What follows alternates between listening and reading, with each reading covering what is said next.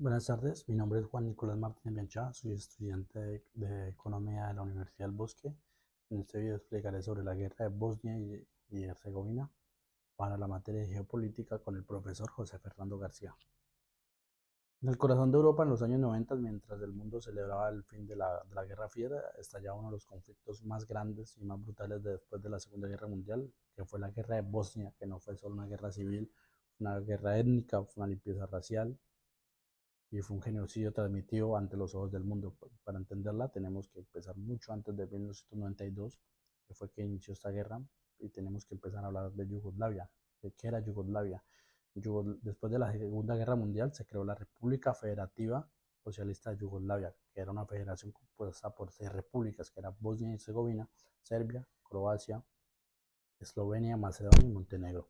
Y dentro de Serbia existían otras 2 provincias autónomas, que era Kosovo y Voivodina. Era un país multiétnico y multirreligioso, porque, por ejemplo, los serbios eran mayoría cristianos ortodoxos, los croatas eran católicos, los bosnios eran musulmanes y se hacían llamar bosníacos, los albaneses, macedonios y eslovenos. Y el hombre que mantuvo pues unidos a este país fue Josip Broz Tito. ¿De quién era Tito? Tito fue un líder partisano contra los nazis durante la Segunda Guerra Mundial.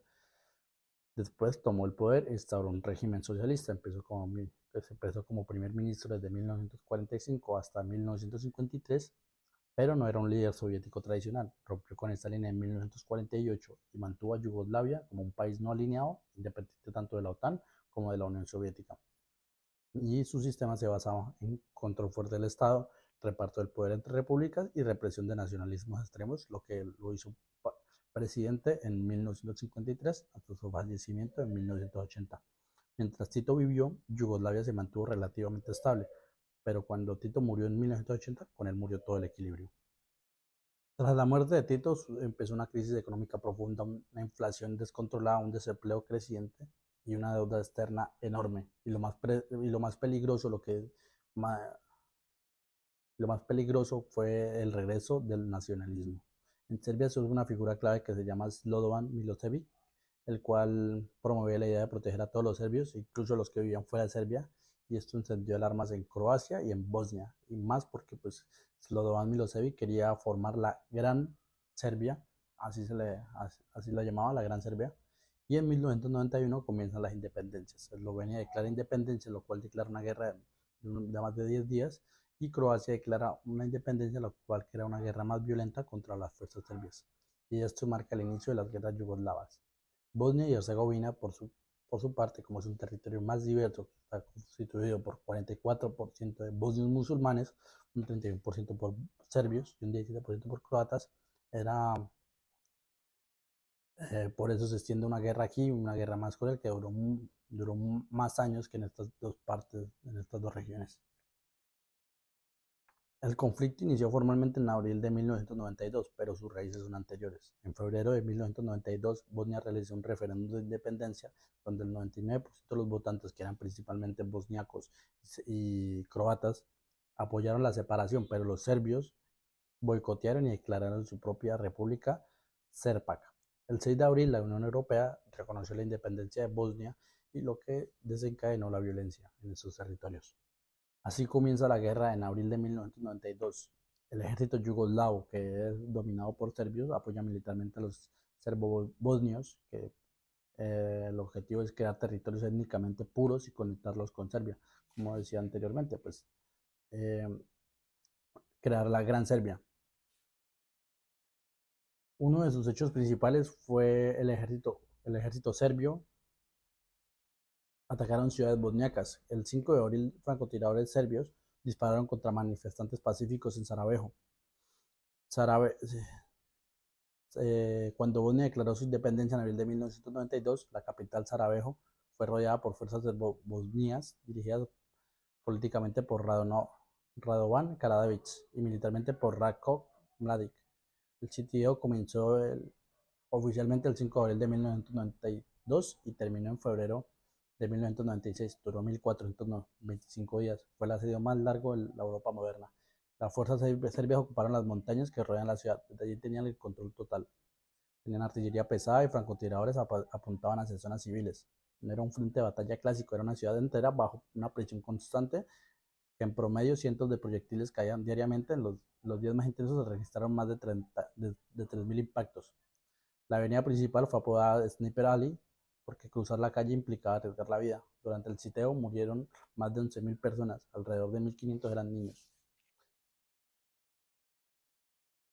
La ciudad quedó sin agua, sin electricidad constante y con escasez grave de alimentos y medicinas. En invierno muchas familias quemaban muebles para poder calentarse. En 1993 se construyó un túnel bajo el aeropuerto controlado por fuerzas de la ONU.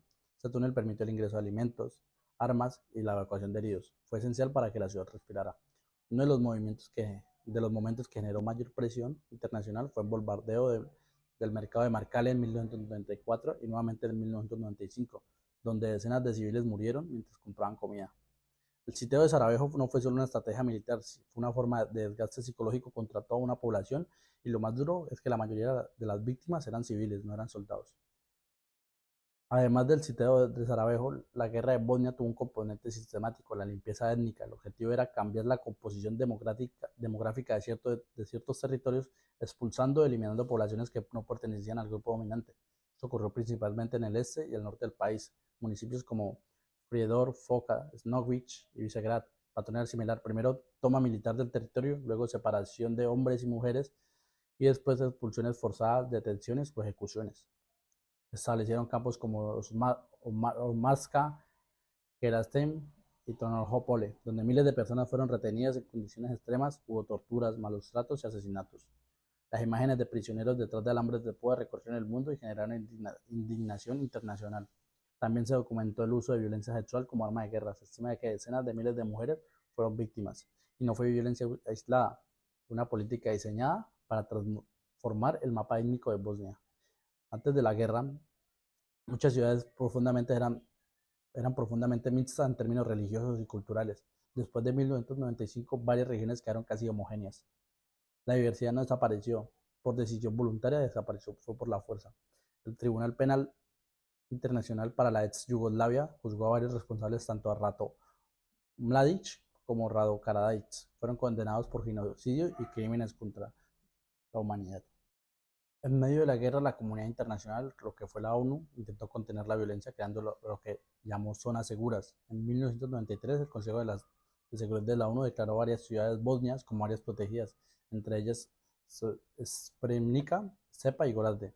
La idea era simple: estas ciudades no debían ser atacadas, estarían bajo protección de los cascos azules, que eran las fuerzas de paz de la ONU. En Sprenica había un contingente de cascos azules neerlandeses, pero había un problema estructural.